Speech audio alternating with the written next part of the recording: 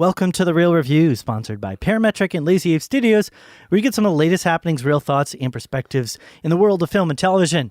And this is our worst of 2017, right, Matt? Yes, that was a great echo effect. We paid a lot of money for that. At least $2. Yes, and 74 cents. And 74 cents for the software to make that possible for you, our awesome listeners. Yes, listeners. So this is actually our part 2 of our summary of 2017. Yeah. For those of you that haven't had a chance to check it out, definitely listen to our best of 2017. We like to start with a positive here on the podcast and then move to the negative. Yep. And I'm sure there's probably more people out there, I will say, that enjoy these negative lists. Sure. I know I do. But you have to talk about the good and the bad. And I think it's always good to be the optimist. So, but yes, for those of you eagerly waiting for our worst of, this is the one we're going to be tearing down, thrashing, burning, destroying. Not really, but talking about the films that we really didn't like. Yeah. So any disclaimers before we get into this? Disclaimer one for me. I didn't see some of the more renowned bad movies out there. I did. And you did. It was a tough year for Joel at film. So some of the films on mine don't necessarily mean they're the worst movies out there. They're just the worst ones that I've seen. Mm-hmm. So example, I know notoriously, I think the Emoji Movie didn't do very well with most critics this year. I didn't see it. Might pop up on my list. It might pop up on somebody's list. Exactly. Maybe. But I didn't put it on the list because I haven't seen it. So it doesn't mean anything if it's not there. Yeah. I could very well possibly see a movie in the next 2 days from 2017 that I'm like, that should have been on my top or worst 10 list, Yes. But that's not the case. Also, to harken back to the previous episode we did last week, I did see The Disaster Artist, and that is really a fantastic film. Oh, I'm glad. And if I do resituate my top 10 list, I might swing that in there at some point in time. Nice. But we'll see. You said that in the text message. It's a weirdly hopeful movie. It's oddly inspiring. Yeah. Yeah, and you're like, wow. You're like, I don't know why, but to me, it's like, to me, I was like, he's just like, I'm going to keep going no matter how people perceive me. I'm like, wow. Yeah. That is the goal of so many people, and he did it to an extent. So 100%. So, no, I'm glad you got to see it, though. Yeah. I'm glad you feel that way as well. But yeah, at some point, maybe we'll do a little wrap in. Yeah. Revised top 10 for the year, something like that. Maybe even a revised bottom worst of, since you haven't seen a lot of these. And with your disclaimer, I will say, agreed, 100%. Yep. These are my worst films of the year. They're not going to be everybody's. These are the films that I personally, they might have been decently produced. They might have had decent acting, but they're the ones that I personally just had the worst reaction and response to for a number of different reasons. And I will say I saw a ton more than you did. It's true. So for me, it was a lot simpler. I was like, I actually have more than enough to fill this list, and I will give just real I did stretch a little bit, yeah. Yeah, I'll give real briefly a couple runners-up. I don't think you have any. No, I don't have any. Yeah, but before we get into that, why don't you give listeners some ways to get connected? Get connected with us, y'all. Go to our website, realreviewmedia.com. You can find all of our social media channels, Twitter, Instagram, at Real Review Media. Find us on YouTube, youtube.com/TheRealReview. Check out some of the stuff we got going on there. And then just, our website, email us, realreviewmedia@gmail.com. Cool. All right, well, let's get into it. Yep.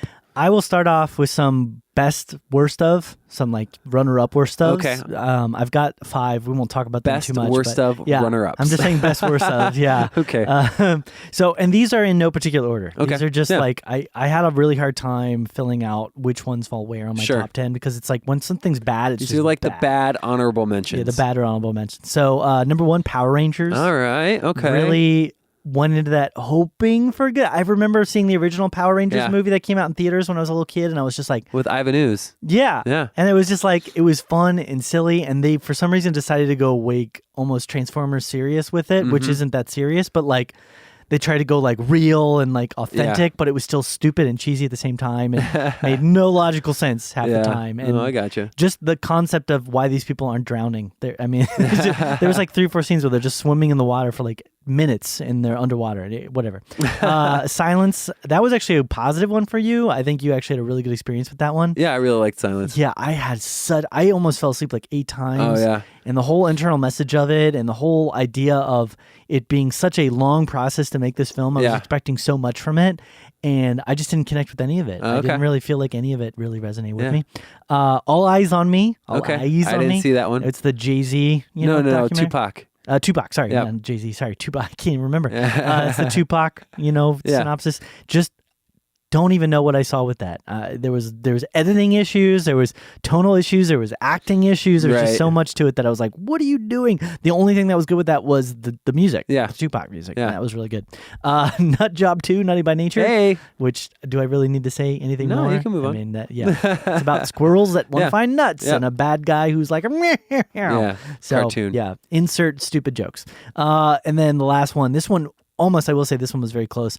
The Boss Baby. Yeah, almost made my top 10 worst, but not quite. There was interesting animation that happened at one spot, at a couple spots that I thought was creative enough to not quite make the list. So sure, yes. Anyway, why don't you? I took the last one to go first. Why don't you take the first one? I'll take the first one. My number 10. Yes. What is it? On my 10 worst films. Again, this is not that there weren't worse movies, just the ones that I saw.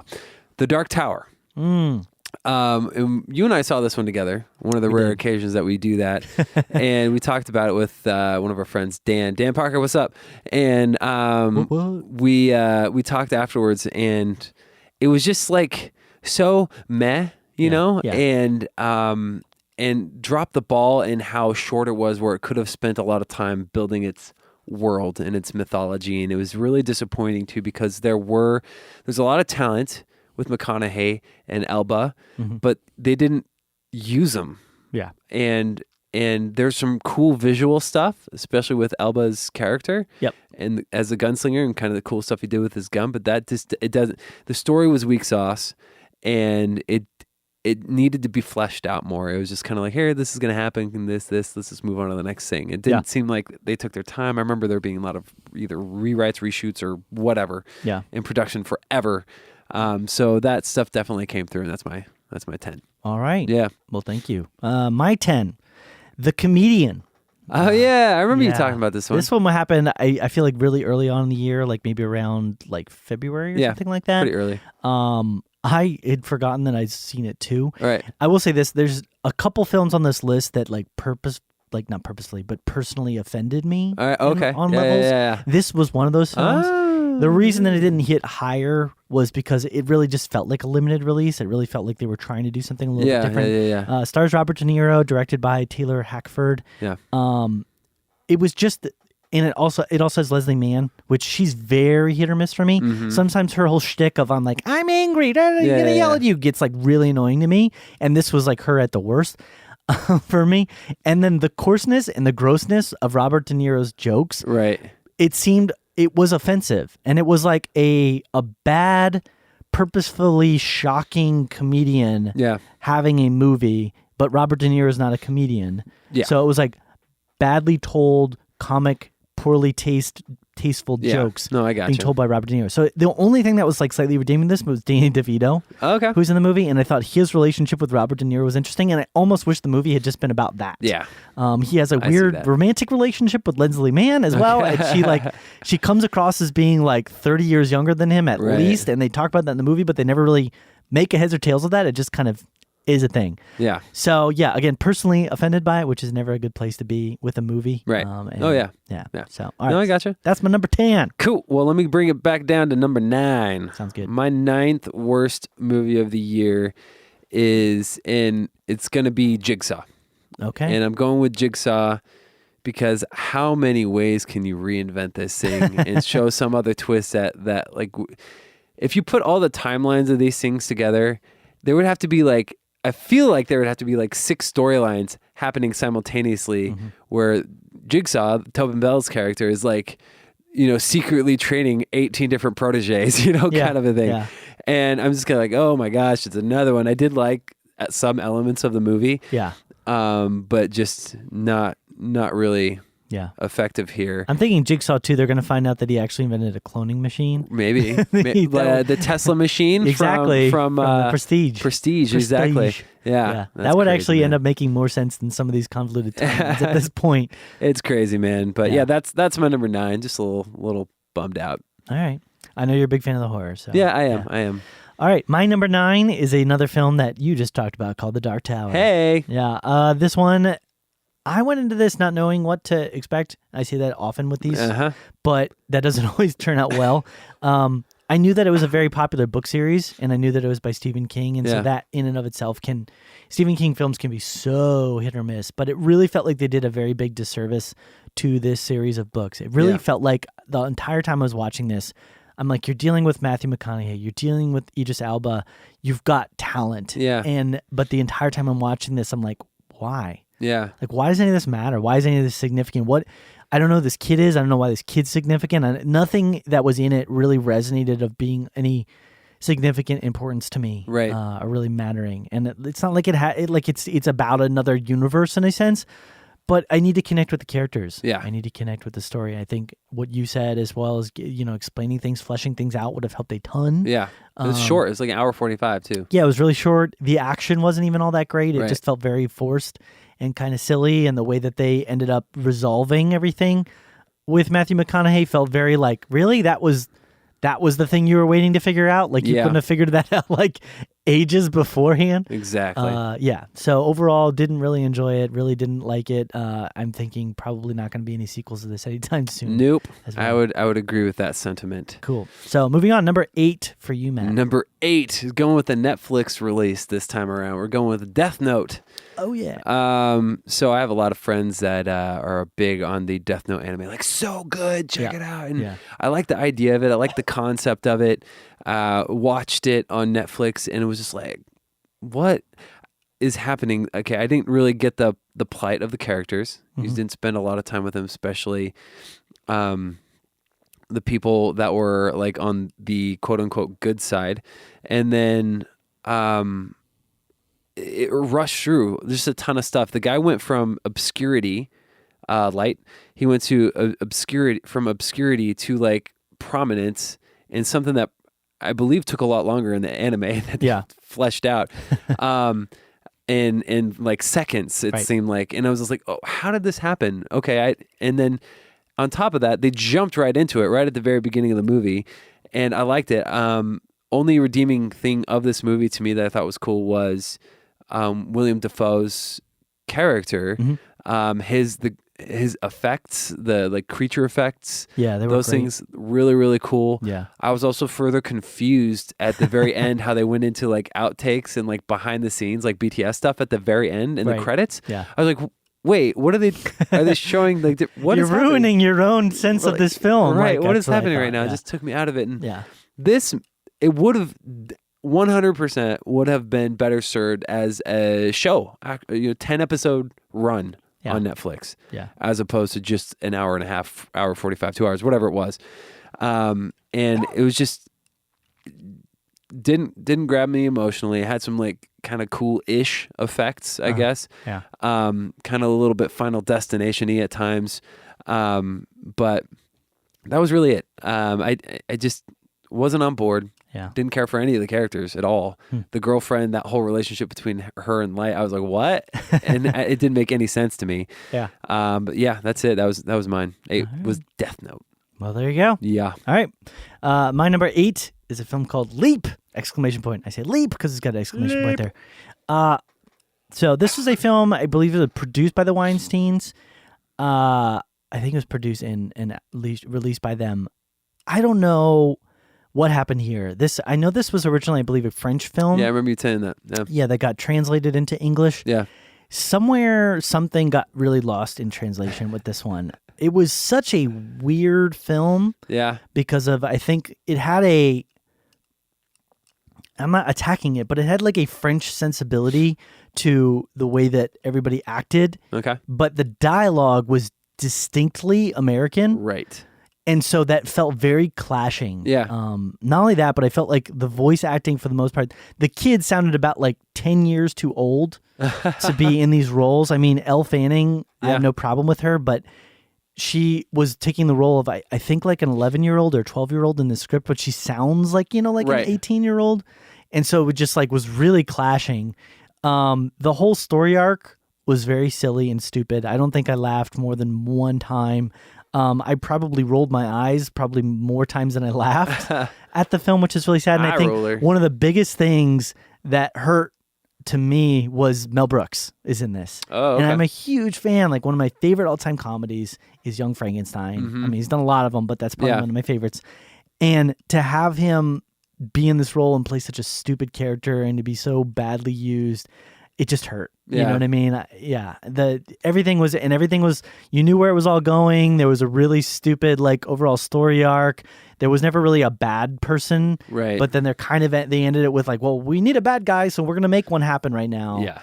Yeah. It just felt very ridiculous. And then also, and this is the last thing I'll say, it teaches kids bad morals. Okay. You should not be teaching kids to jump down giant 15-flight staircases because of your passion. You shouldn't be teaching kids to do that. You're going to hurt yourself, kids.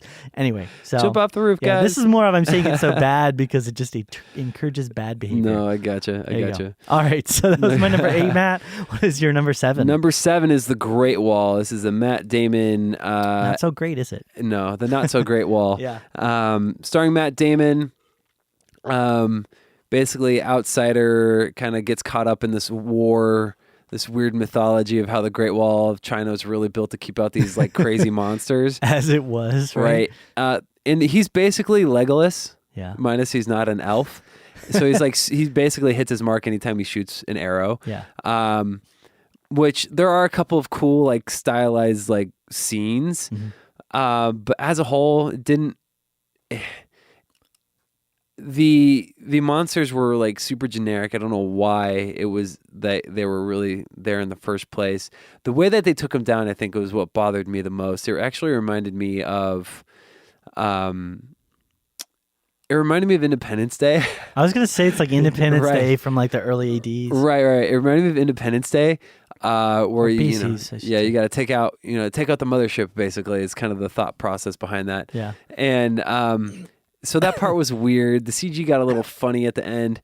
The relationships between the characters didn't feel real. Yeah. The oppression that and like the relatability to Matt Damon's character and the oppression that he was feeling from the people in China it didn't feel real, and it felt very inauthentic. I guess that's not really a thing. Not authentic, and it was just so blah. Yeah. And I mean, I thought he did okay, Mm-hmm.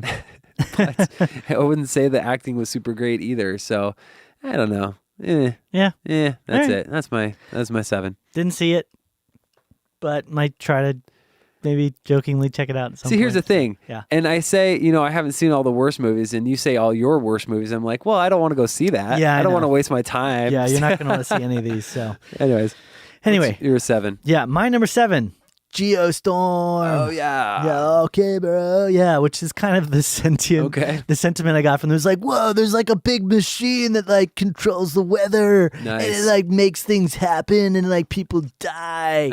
It felt like a movie that was going for like an epic like world disaster movie. Yeah. But it ended up just being like flat, stupid disaster movie.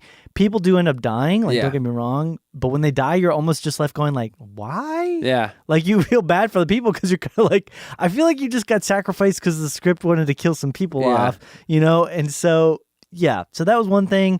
Directed by Dean Devlin. I don't know too many of his other productions or anything like that. He did a lot of work with Roland Emmerich. Okay. Yeah. There was overall ideas in the film as well that just fell completely flat. Yeah. I mean, the whole way that the idea of this thing being structured and put together, that they would create this system that could somehow create mass destruction, and then the political aspects of it, and it really felt flat and silly. And then that one person was trying to use that. It almost felt like they were trying to go for like a political message, but kind of like at the very end, we're like, yeah, we're not really going to go for a political. Right.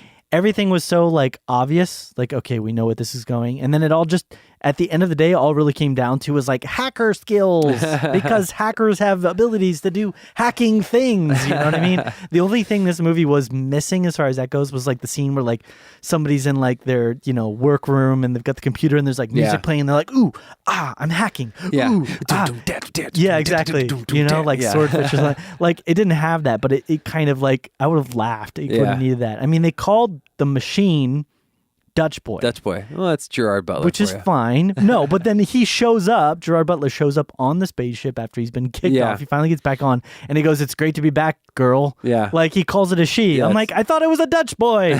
So it's like everything is like that. Things just happen. And yeah, there was a weird, awkward relationship aspect between Jim Sturgis's character and Abby Cornish's character. And they're trying to almost make the president to be like a terrorist at some points, but it doesn't happen. So yeah, just the whole movie felt flat and stupid, and none of the action mattered. I ended up feeling more bad for the people that were a part of it. Yeah, I know Gerard Butler was hoping for like maybe a career comeback with this. I don't know, but yeah, definitely not a good. Well, he has Den of Thieves coming out, so hopefully that's better. He does. Yeah, true. Awesome. So that was my number 7. All right, your 6. Number 6 for me is Smurfs: The Lost Village. Just for animated films, it's just this is about as meh emoji as you can get.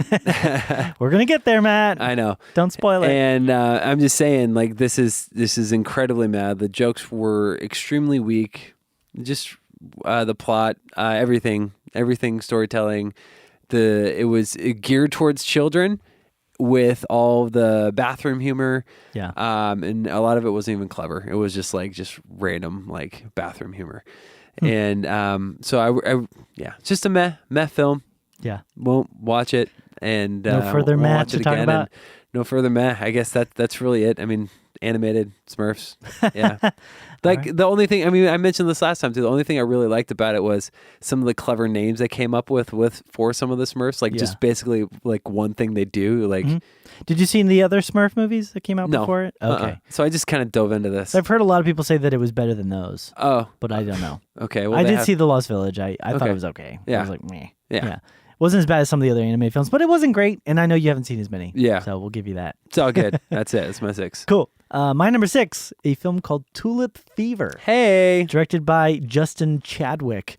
This was like a weird, it was like a mean-spirited erotic thriller. It was like, I don't even know how to explain this movie. It was literally like somebody was like, how can I get an attractive girl, Alicia Vikander, to basically take her clothes off, but still try and have a semblance of it having like a deeper meaning to it. Right. And then let's do that in the most mean-spirited way possible. Oh my gosh. It was just a weird, off-putting movie. It was tonally felt like very odd. It was like at one moment it was trying to be like a romance, but then it was almost trying to be a tragedy. Yeah. But then it had like this last little bit of like hopefulness to the tragedy. But without really satisfying. Yeah, so it's like it didn't want to fully embrace the whole tragic elements of the story. And I don't know about you, but like I don't know anything about this whole like Tulip Fever thing that like went on. But nothing thing, but yeah, but nothing innately about that screams out like tragedy or like romance, you know? So it just felt very stupid and manipulative.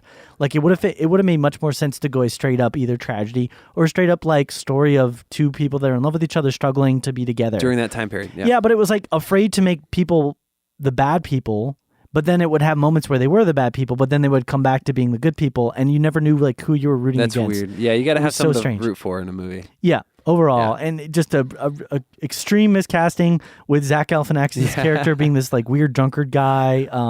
Christoph Waltz is wasted in this. Sorry, what were you saying? I was going to say Zach Galifianakis as a miscast as a drunkard kind of seems like it might fit. Yeah, but it's not a comedy movie. Right. Okay, so it doesn't fit in the context of the movie. Right, they play him up as a tragic character that he ends up making mistakes because he's a drunkard. Right. So it just didn't make any sense to have him there. So yeah, we're still waiting for that Great Dane DeHaan film. Still waiting for it. It hasn't happened yet, but one of these days. They keep trying to make Dane DeHaan a thing, so they keep trying in Hollywood, but I hope they do. Yeah. Anyways, that was my number 6. What's your number 5? My number 5 is the not so horrific movie horror film Rings. Came out about a year ago, January, which is not a great place for horror films to typically come out because that's where bad horror movies go to die. January, typically. So, Rings, the whole premise of The Ring, first of all, I like the first two. First one a lot better than the second one. Yep. But it's got Samara in it, and it has creepy imagery of Samara climbing out of the well, climbing at you through the TV, all that stuff. You don't even really get that in this. There's maybe one scene that they show in the preview and where she's like climbs out of the TV, and underneath the TV, and like up out of it, which was pretty sweet looking and kind of creepy. Yeah. But that was like it. There wasn't really a lot of scary stuff at all in it. There's a lot of maybe like horrific like images and stuff like that, which Rings have always kind of done. Yeah. But it wasn't very scary. It tried to further the mythology about like, you don't know the truth about Samara and where she really came from. And then it felt like a little Final Destination-y in the opening scene.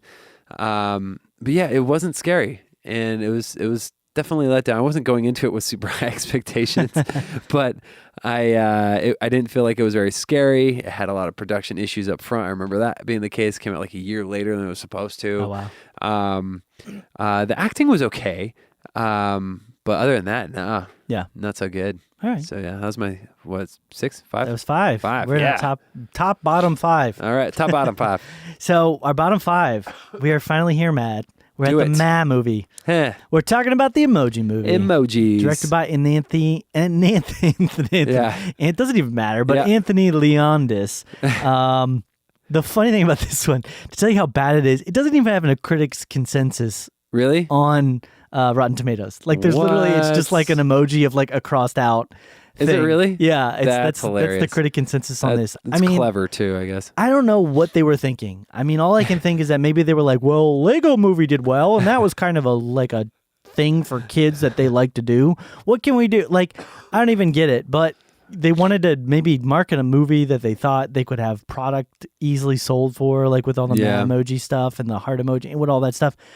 Overall, this movie was just so stupid. Yeah. I mean, I can't put in any other terms than that. It was just so stupid. It wasn't even It was literally like the entire time you're watching, you're like, nah, I thought this would be bad, but I didn't realize the writing could be that bad. It was like a 5-year-old came up with the idea, and Maybe some studio did. exec was like, why don't you like write out a script for it? And he's Package like, it, okay, ship daddy. And then the poop emoji says that's ooey and stinky because he's poopy. Like that's literally what the movie was like. You know what I mean? And they're like, well, if we get, Sir Patrick, whatever his face, like it just was stupid. I mean, I don't know. I will never watch this movie again consciously or help. Like if it's between this and like literally staring at a wall for an hour and a half, I'll just choose to stare at the wall for an hour and a half. It wasn't offensive, but it was just offensive that it got made, so there you go. All right. Nice. Yeah. The only little like minor thing I could say about this is that it didn't feel like the voice acting was like everybody was just like whatever about it. It felt like they were kind of trying. Yep. But yeah, that's to be expected. And the animations, I did mention this as well, they're not the worst in the world. Like they did an okay job with the animation, but that's basically it. So gotcha. My number 5, a meh movie. Okay, so number 4 for me, and just so you guys know, my 4 through 1 here, I'm not going to spend a lot of time on the goods because there's not a lot of goods. I will just say one thing, one sentence, basically, about the good stuff. So, Pirates of the Caribbean. Dead Men Tell No Tales is my number 4. Wow, I don't know. It's just, hey, let's quote Kylo Ren and say, it's time to let the old things die. Yeah. This might need to die. Just let them burn. Exactly. Okay, here's a good thing for me. Zombie sharks. I thought that was cool. I like the zombie sharks. Something. That's about it. Johnny Depp is not good. I feel like he's not playing Jack Sparrow anymore. He's playing a cartoon version of Jack Sparrow. Yeah. And that was the allure of him in the original as a supporting character. Right. Not a main character in like this one. But anyways, I would agree. Yeah. I would have put this one a lot higher. If I didn't have so many other bad ones, but it literally felt like he was phoning in his role as Jack Sparrow. Going by rating, this is my 4th worst, and I'm just going to take it right through the top here. So that's my 4. All right, next one. This one is probably contentious between the two of us because we've actually talked about this before, and you ended up really liking it. So I'm talking about The Book of Henry. Oh, yeah, that's right. Colin Trevorrow. I did like this movie. Yeah. This is best summed up as saying that tonally, it was all over the place for me. Like literally, I didn't know if they were going for what the tone was. That's probably in my negative category. Right.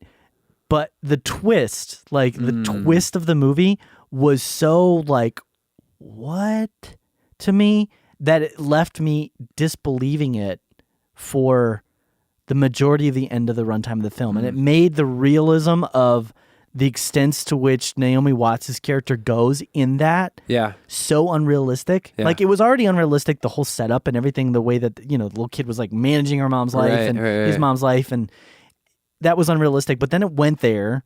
And then when it went there, then it decided to go even a step further into like the what category? I just couldn't believe it. Really? And I felt so disconnected. Oh, yeah. And I know it's different for you. Like, the thing is, it did emotionally resonate with me. But because it emotionally resonated with me, and because I felt like they were mishandling it personally, I felt like it was manipulating me. I felt like I was angry at the film. Because it was like, you are just doing this so that way I will connect with your stupid idea that you're trying to run with in the last quarter of this movie that makes no sense at all to me. So I just got really upset about it. The acting was fine. I mean, the acting was fine. I think the little kids did a great job. And again, I really resonated with that emotional side of what happens in the film. I'm not going to spoil that. But so this was no. Hey, that's okay. I like that movie. Anyways, it's all good. All right, that's number 4. Moving on. Number 3. All right, my number 3 worst movie. Drum rolls here almost. Transformers: The Last Night. Here's my positive. CG was cool. I like the robots. Yeah, but this is just the same hot mess that it's been for the last several years since the second one. It's not getting better. They keep convoluting it. Now it's King Arthur and Merlin and stuff crazy. like that. Like they all have something to do with it. To me. Like, I thought that was funny. I was like, "What, Merlin and Transformers? Like why did this take 5 movies to come up? Like, why is this now being addressed? I don't know. I get you. It's just nonsensical, and Michael Bay can't do humor. I'm sure that the script. Here's the thing, and I'm finding this a lot of times. A lot of the things I don't like about Michael Bay's movies, even the ones I do like 13 Hours, I really liked. Yeah. The humor doesn't work, and I could tell it's the same type of humor, but the screenplay is all written by different people. Yeah. And so that's where I know it's Michael Bay interjecting himself in the movie. He's forcing his humor. This will be funny, and he's like not a funny guy. Yet he still finds it like, hey, I'm going to inject this humor in it. It's just dumb. I didn't like Transformers. I hope they get rid of it. Actually, Bumblebee movie spinoff is coming out. It's Travis Denied is doing it, I think. Different guy. And I'm hopeful for that because I'm always optimistic mostly. But we'll see. Anyway, that was my number 3. Fair enough. So I agree on most of those accounts. I thought it was I think the big thing to me is it was just boring. Yeah. I really did like the last action sequence. I mean, not everybody's going to like it. Yeah. I just thought it was fun. I enjoyed the last action sequence, but most of the movie was completely boring. And that's why it probably didn't rank higher for me because there was other films that offended me more. No, I gotcha. So, all right. So my number 3. This is a big one. Uh-oh. I'm sure it's going to fall somewhere in your top 3 what as is well. The Mummy. Lisa. Yes. Tearing me apart, The Mummy. So Alex Kurtzman, starring Tom Cruise, Russell Crowe. This was the movie that literally killed an entire before it began like universe of films that was trying to be built. And it's like, I'm almost in a way glad that it died with the first one instead of it just being like an kind of film. And then we slowly get these worse and worse ones and then eventually it dies. Like this one was such a collapse of a horrible film that it just killed out the entire thing. This is the first Tom Cruise movie I think I've seen in a long time where I was like, yeah, that was actually really bad. Yeah. Usually Tom Cruise movies, I'm like, okay, kind of good elements, bad elements, but this one was just it failed on all fronts except for startling moments. Yeah. I mean, it had plenty of moments where things were like jumping out and like, da, da, da, da. Yeah. But things didn't make any sense. Yeah. There was literally just stuff happening. Like Russell Crowe as Dr. Jekyll having this weird like mechanism that he like forcibly has to inject himself with. That he's like this advanced scientist that for some reason he doesn't have like a backpack that just does that for him. Like stupid things like that. The fact that they would like go into the cave and they would just destroy everything, that they would get bit and they wouldn't say anything, that like people, just stupid stuff that didn't make any sense. And overall just things kind of happening. Really didn't enjoy it. I don't even, at this stage, I still don't know who the Mummy is. Right. I saw the movie. Who's the Mummy? Is Tom Cruise the Mummy? I thought the other girl was the Mummy, but she's not the Mummy because she's not alive anymore. So it's like, I'm spoiling that. Sorry. But like, it doesn't matter. But like, so it didn't make any sense. Maybe there's a director's cut out there that makes more of a reality, a sense to like the progression of things. Yeah. but it was a weird, stupid film that just literally had no sense for where it was going, what it was trying to do.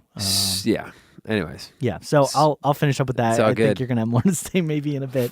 So yeah, that's my number 3. What's your number 2, Matt? Funny story. My number 2 is The Mummy. Oh, look at that! I thought it was coming up. All right. So I didn't know. I agree with everything you said. Now here's the thing. I don't think a director's cut would make a difference with that because I think one of the biggest I was problem. Trying to be hopeful, Matt. Right. The biggest problem with the movie is you have a jerk lead character, Tom Cruise, completely unlikable, totally unlikable right from the get-go. Yeah. And that's the problem. Like, you got to be, I get they may have been trying to like go for like a story arc to where, he's redeemed at the end, but they didn't. He was just kind of like, I don't know. You don't like Tom Cruise. I thought he was legitimately going to die. You don't I was like, oh, he's such a jerk. He deserves his redemption is death. Right.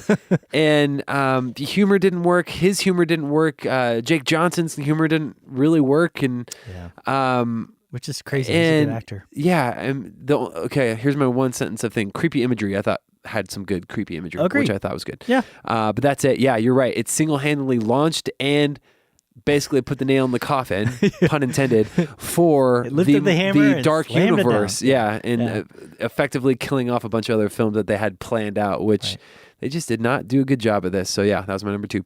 All right. Here's the big one. Wait, no. This is number 2 for me. Number 2 for you. Yeah.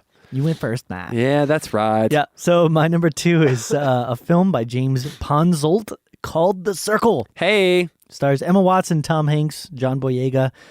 Pretty much the big ones. Oh, and Karen Gillan, Patton Oswalt as well. We're both in it. I like Karen Gillan. This is another film I didn't really know what to expect. What I was hoping for in going into it was this kind of a almost dystopian world. Mm-hmm.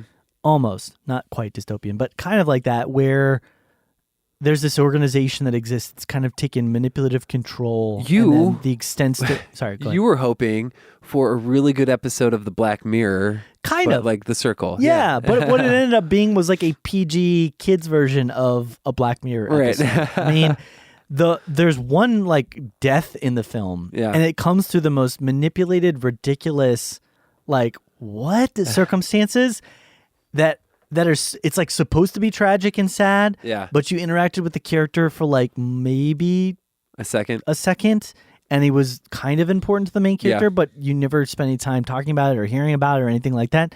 And he's supposed to be this like guy that you kind of like maybe look up to in the script, but he's also kind of a loser and an idiot, so you don't at the same time. So you don't really relate to him. Emma Watson's character you don't really relate to because you don't really know what she's aiming toward. Yeah. And even at the very end, you don't really get like what she's doing. Is she against the circle? Is she for the circle? Like why?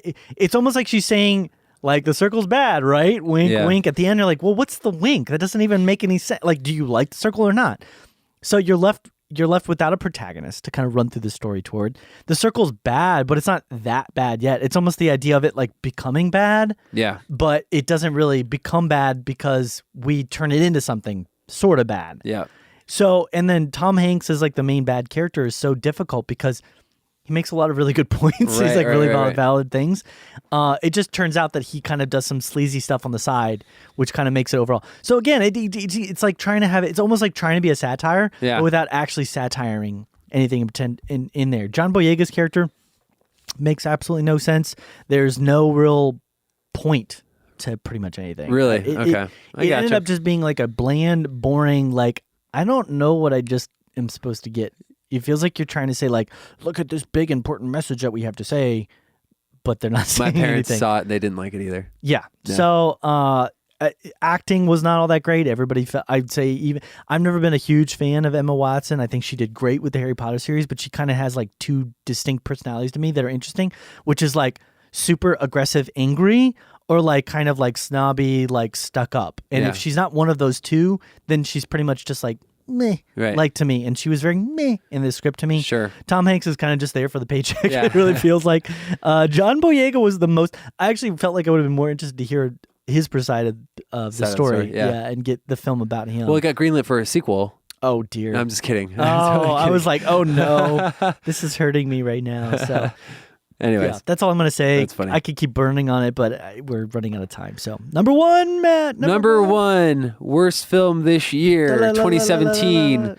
For me is Resident Evil: The Final Chapter. Oh, and I will say this because I've had some fun. It's been a guilty pleasure. Some of the to the series up to the last couple. I didn't see it. This one, and here's a problem. I think it's just the same guy, Paul W.S. Anderson, directing and writing it over and over and over again. Which you would think there would be more cohesiveness to the story if it's just one guy. He says he's a fan of the series and playing the series, which I see some of that because, okay, here's my positive thing about this. Yeah. Flying creature monster. Like, I thought that was cool. Flying creature monster was great. But none of the movies actually sync up with what the games are about. Yeah. And I don't know what happened. I remember talking about this when I reviewed it like a year ago. Yeah. Is the way the action sequences were filmed, I had to look away. It was incredibly shaky. Yeah. Way too close. Yeah. As if they didn't get good action takes, and they're like, "Crap, how do we fix this?" So let's zoom in real quick, chop out all the cropped edges that look iffy, and then shake it around a little bit and make that the fight. Let's slap the camera a little bit. People, oh my like gosh, that. I had to look away. I could not believe it. I was like, "What is happening right now?" And then they tried to make this big twist because it's quote unquote the final chapter, right? Which didn't make any sense. And the twist was just so silly. So incredibly silly. I was like, this is weird. Even for a Resident Evil movie, I was like, this is not okay. I did not. Anyways, so yeah, it was a bad movie, bad acted. I mean, there may have been, like I mentioned previously, the slow-mo is something that I actually really wish they would have done. Yeah. They used it in excess previously, but this one they just did the quick jumpy stuff. I couldn't tell what was happening. Yeah. If they would have just done the slow-mo cool stuff, then, bump up the frame rate or whatever and do some sweet stuff with that, I would have appreciated that. Yeah. But this, no way. I was totally bummed out, left feeling nauseous and not happy. So that's me. They're gonna reboot it. As long as they reboot it with someone fresh and it's not anything in the same vein it's been, I think it'll be all right. As long as they actually go in the direction maybe of the video game. Yeah, exactly. But that was it. Resident Evil: The Final Chapter. I think Mila Jovovich, main character, she has changed in my mind so much because of after having seen her at Comic-Con. They were doing like a preview for the upcoming film and she was out there. And it was like she was on speed or something. She came out. She was like, "Hey, yo, what's up? Okay." And like she got down on the stage and she laid down and was watching the screen while they were showing the trailer and everything. My gosh. I was like, man, she is on crack or something. My perspective of her is entirely. It's hard to take her seriously. Yeah, more after or less. seeing something she's like such that. a serious character in those movies. She's every mean face. Yeah. So anyway, cool. What you got, Joel? So my number one. Drum roll. This might not surprise some people. Baywatch. Directed by Seth Gordon. Stars a bunch of people you'd think would know better or do better. Dwayne Johnson, Zac Efron, Alexandra Daddario, but a fair amount of other people. I mentioned this. There's a few films on this list that personally offended me. Mm-hmm. This was the big one. This was the not only was you saw this this movie 3 months in advance. Too. I did. I saw a sneak preview of this one, and so I didn't want to talk about it too early, but. I was more offended by the fact that there was a couple.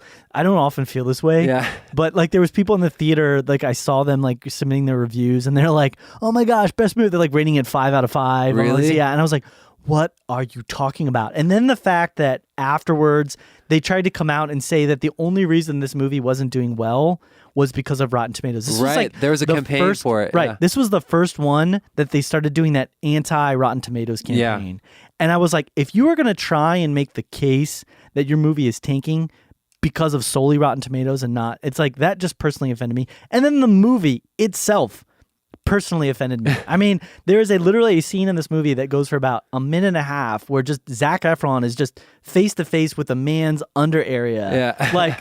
Literally just messing with it. You know what I mean? It's gosh. I don't need that in any movie, but I would not expect that in a Baywatch movie. I wasn't going, it's a sneak preview. I didn't know what I was going to see. Yeah. But I was expecting, when they said Baywatch, stupid, over-the-top slow-mo, ridiculous, cheesy, action and special effects. And I got some of that, but it was, offensive as well. Yeah. It just went to, the lowest common denominator with everything. I mean, the first 5 minutes of the movie, a guy gets, again, his undercarriage. There's a lot with that. stuck in like a wooden slatted chair and then proceeds to yank the chair at the screen. Like it was almost like they were going for like a 3D thing. Oh no. Like for like the next 10 to 30 seconds, just yanking it at the screen while everybody like laughs. And I was like, is this like a 12-year-old? He's like, oh, imagine if like a guy got his thing stuck in a chair. And like, I don't know. It was like, it was just, I'm coughing. Yeah. So I haven't seen it and I probably won't see it. Yeah. It was, I think it was going for campy charm and it ended up being offensively stupid. Yeah. You know what I mean? And just offensively bad. Which is funny because I don't feel like there's a fine line or anything like that. No, you can't have things like that in a movie and try and make it campy at the same time. You can't have like this weird sexual, like over the top cursing and language and try and make it campy. That's not campy, you know? Yeah. So yeah, overall. All right. Worst movie of the year. Worst 10. Those are our top 10 worst. Congratulations to us, Matt, for making it through 2017. Well, we've got a lot of fun stuff coming up 2018.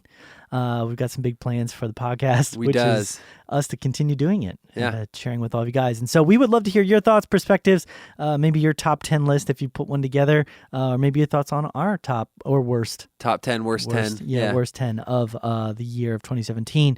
If you want to get connected with us, Matt's already listed a couple ways, but I want to remind you again, realreviewmedia.com. We also have Facebook, which is facebook.com/realreviewmedia, always spelled REEL.